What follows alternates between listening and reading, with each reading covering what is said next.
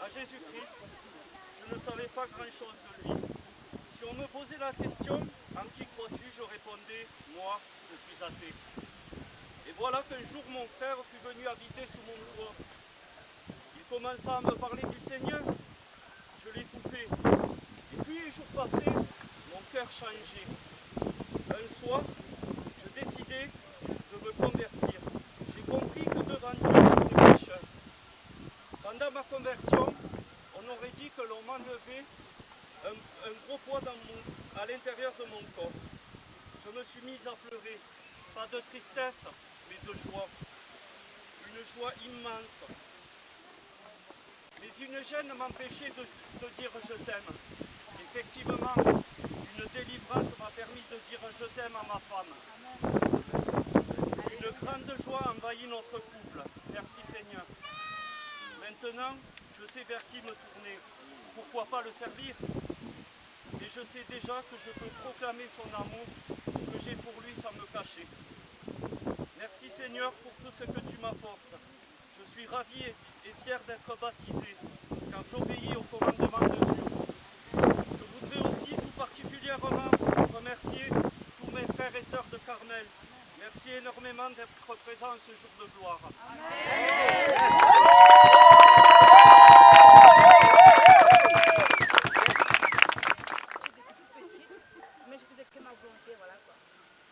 Je savais que vous avez marié avant de vivre en concubinage, et ben j'ai suivi ma tête et ma volonté, alors du coup j'ai foncé.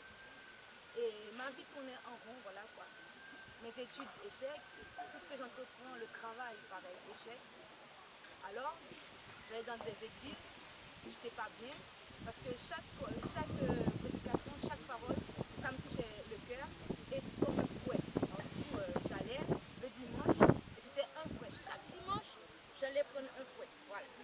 Chaque dimanche, c'était un fouet. Alors du coup, j'ai rencontré une sœur, elle s'appelle Priscilla, elle m'a invitée à Carmel, ça fait 2 ans je crois, elle m'a invitée à Carmel, je me dis pourquoi pas. Et bien la même chose, j'arrive à Carmel encore fouet. Et puis, on t'a pas fouetté, hein. Non, moi pas fouetté, mais c'était toujours les prédications qui me disent Dieu m'aime, Dieu il m'aime, et ben il faut que je laisse ma vie adultère, il faut que je fasse sa volonté et non la mienne. Alors, on m'a délivré une fois, ben, je retournais dans mon trou. Et la deuxième fois, on m'a posé une question. Est-ce que tu veux être délivré cette fois-ci pour de vrai, ou tu veux rester dans ton trou? Et là, j'ai pas vu ni le haut ni le bas, je vois pas de porte. Pour moi, toutes les portes étaient fermées. J'ai pas vu l'ouverture, mais la réponse c'était oui ou non. Alors je me suis dit, ben, j'ai pas le choix. Et Dieu avait vu l'amour que j'avais pour lui, que j'ai pour lui. J'ai dit, ben oui. Et j'ai connu l'amour de Dieu ce jour-là. Voilà, j'ai connu l'amour de Dieu. Dieu, il m'a délivré. Et en moins de mois, j'ai trouvé un appartement de luxe. Et ma vie de prière, c'est vraiment une vie de prière, voilà quoi. Et ma Bible n'est plus, voilà, ma Bible n'est plus dans mon sac comme avant. Je ne le touche pas. À l'église, je la loue, je l'ouvre la Bible, voilà quoi. Et bien aujourd'hui, ma Bible c'est devenu un livre. J'ai plein de livres, hein.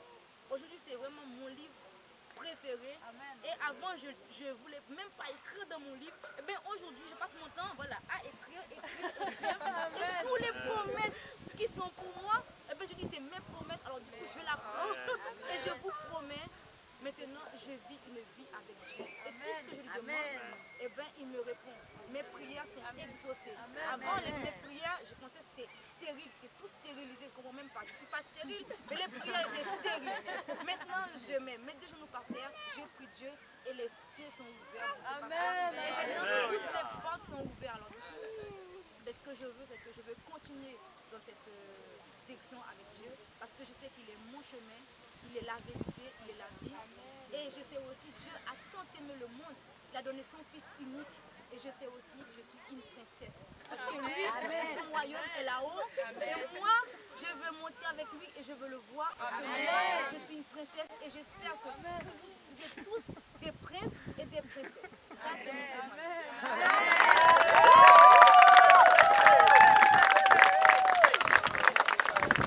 Alors moi, donc quand j'étais plus jeune, j'aimais Dieu, bien sûr, j'avais une relation avec lui. Et par la suite, en fait, je l'ai un peu renié, enfin délaissé, parce que j'ai choisi la philosophie et de croire en, le pouvoir de la nature. Et en fait, du coup, là, j'ai commencé à connaître vraiment tous les problèmes possibles. Je suis tombée dans la dépression parce que j'arrivais plus à gérer les problèmes que j'arrivais à gérer quand j'étais en relation avec Dieu. Et en fait, un jour, j'ai vraiment eu à cœur de revenir vers Dieu et donc de me repentir et de lui demander pardon.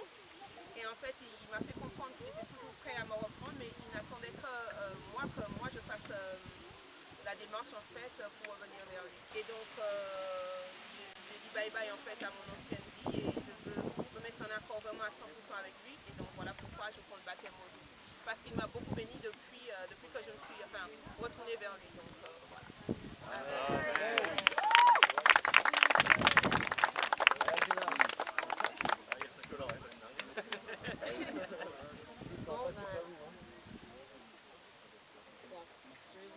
Je me baptise.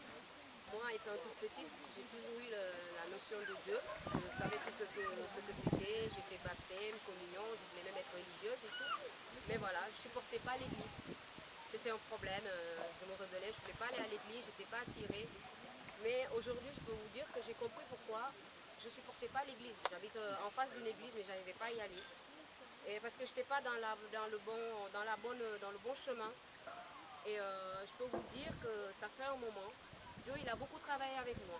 Il m'a beaucoup séparé de certaines addictions, sans que je ne le connaisse encore. Je le sens, je lui disais, en fait, je me fâchais contre lui. Je dis, mais tu es là, mais on me dit que tu es là, mais tu ne fais rien pour moi. Tu m'abandonnes, tu me laisses seule. Tous les gens, ils me renient. Tous les gens à qui j'ai donné l'amour, ils me renient. Et on me dit que tu existes. Alors, qu'est-ce que tu attends de moi? Dieu, quand même, aujourd'hui, je peux dire qu'il a une façon de travailler avec chacun de nous.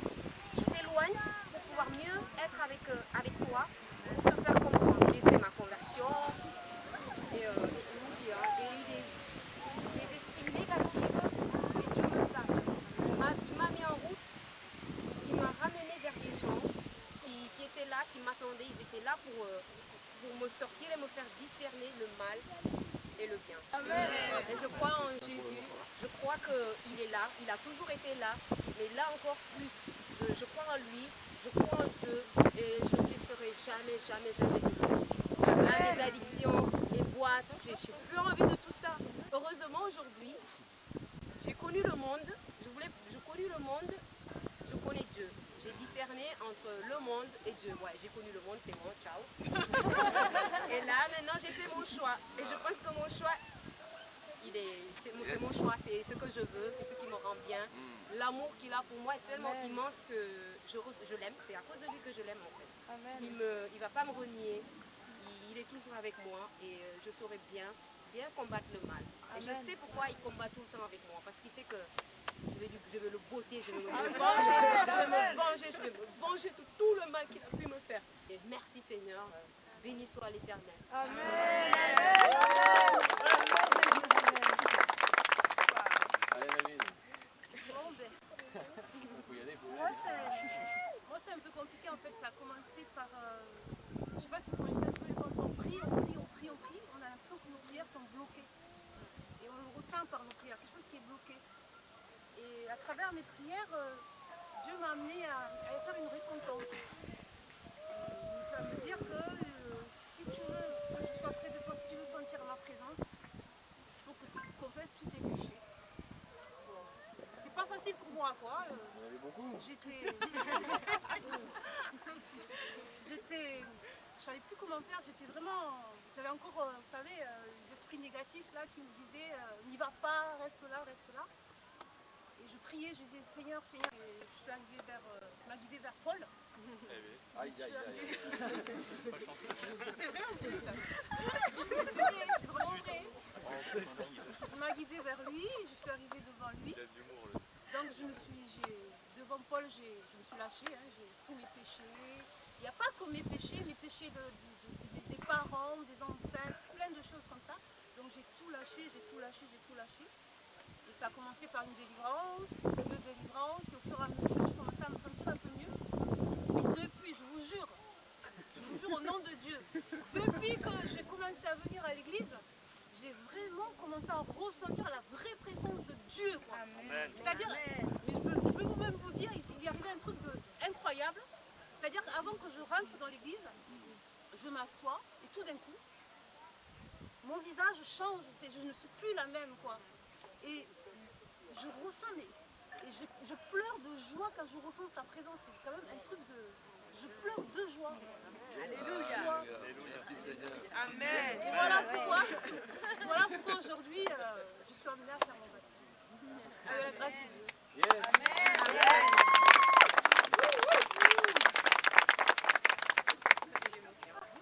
Allez, Kevin. Allô, bon, allô. Moi, je vais commencer par, en fait, j'allais à l'église petit, j'étais à l'école du dimanche et bon, j'allais à l'église, c'était petit, c'était l'école du dimanche, c'était normal, quoi, il n'y a rien de spécial. Et à l'adolescence, j'ai lâché direct. Et je pense que Dieu a gardé quand même ma famille par les prières de ma famille, parce que à l'adolescence, je suis parti en live, ça n'a pas loupé, c'était direct. Et donc à 19 ans, j'ai pris tout couteau et à 1 millimètre près, c'était fini. Donc je pense que là, Dieu m'a gardé. Aujourd'hui, avec le recul, là, je le vois vraiment. Dieu agit vraiment alors que je n'étais pas du tout avec lui, j'étais vraiment très loin de lui. J'y croyais pas du tout, mais alors vraiment pas du tout. Et je réalise qu'aujourd'hui, vraiment, il m'a gardé par ça, par les accidents de voiture, par... j'ai fait un petit peu de prison aussi et je crois que Dieu m'a gardé de prendre bien plus de trous. J'ai fait qu'un mois, que j'aurais dû prendre 8 mois facile. Le Seigneur m'a dirigé dans un centre de réinsertion, guidé par mes parents. Donc j'avais plus rien à perdre, je me suis dit je vais essayer, j'ai plus rien à perdre. Le centre de réinsertion, c'est ma dernière chance quelque part. S'il y a un Dieu, ben, je vais le mettre un peu à l'épreuve, il va me redonner la joie de vivre. Parce que je n'avais plus du tout la joie de vivre, je me laissais 3 solutions. C'était soit je me tuais, soit je galérais pendant 20 ans de ma vie, ou je retournais à faire des braquages, dans le mal, quoi. Donc pour ma famille aussi qui m'a soutenu et qui je voulais pas leur faire du mal, j'ai écouté ma maman qui me disait d'y aller. Et donc Dieu là-bas a agi, il a vu que je voulais retrouver la joie de vivre, qu'il n'y avait que lui qui pouvait me donner ça. Et ça s'est refait petit à petit. Le Seigneur m'a convaincu de repentance, j'ai pleuré, c'était bizarre. En sortant de prison, je suis allé avec ma mère à l'église, j'ai pleuré. C'était la première fois de ma vie que ça m'arrivait de pleurer dans une église, quoi. Et là, je dis, ouais, il y a quelque chose quand même, c'est bizarre. En prison, ben, le mec priait avant de manger. Et là, je me suis souvenu que quand j'étais petit, je priais avant de manger aussi. Et je me suis dit, c'est un petit pas que Dieu m'a reparlé de lui, quoi. Après, sorti de prison, j'avais envie de lire aussi, une chose inhabituelle chez moi. La lecture, c'est pas mon truc. Pas du tout. Je déteste lire. Ah ouais. Et donc, en fait, j'ai commencé trop envie de lire. J'ai trouvé la Bible. J'ai pris la Bible et j'ai commencé comme un livre normal, Genèse, machin. Et puis, donc, je suis parti à ce centre de réinsertion. Et là-bas, encore plus la soif de lire. Là, je suis vraiment intéressé à Dieu. S'il y avait quelque chose, on m'a dit, intéresse-toi, crois et tu verras. C'était la seule chose qui me restait à faire. J'ai essayé. Et donc cette paix, cette joie est revenue en moi, une joie de vivre, une nouvelle espérance. Je me suis repenti de tout, l'esprit m'a poussé à me repentir de tout le mal que j'ai fait, des choses que je ne me souvenais même plus, qui me sont revenues à l'esprit. Et ces gens m'ont témoigné beaucoup d'amour et tout, ça a vraiment changé ma vie là-bas. Il y a vraiment quelque chose qui s'est fait en moi en lisant ce livre. La Bible, comme disait Jeannette, c'est vraiment un livre qui m'a bouleversé, quoi. La Bible, c'est... Alors je déteste lire, quoi. Il y a vraiment eu quelque chose. Je peux pas m'en passer aujourd'hui, c'est ma nouvelle drogue, je dis là. C'est ma nouvelle drogue. Amen. Je fume pas les pages.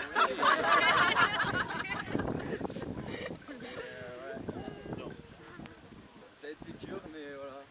Le Seigneur m'a gardé beaucoup de choses et aujourd'hui il m'a délivré là, suite à la rupture avec une amie. J'étais parti dans 10 grammes de shit par semaine et la bouteille dépassait 103 jours. Là, le Seigneur a mis un chrétien sur ma route, un jeune de l'église d'Albi, et il m'a remotivé, il m'a reparlé de Dieu, je me suis replongé dedans parce que je sais ce que j'ai vécu à Teen Challenge, il s'est passé des trucs que jamais j'aurais cru que ça pouvait se passer. J'ai vu Dieu agir dans ma vie, dans la vie des autres, et c'est pour ça qu'aujourd'hui je me convertis, que je crois en Jésus, que je crois qu'il a fait beaucoup de choses pour moi, et que je veux suivre ce chemin. Et c'est merveilleux avec lui, dès que je m'en éloigne, il y a tout qui repart en live, donc on arrête. On se fait le bon chemin cette fois et...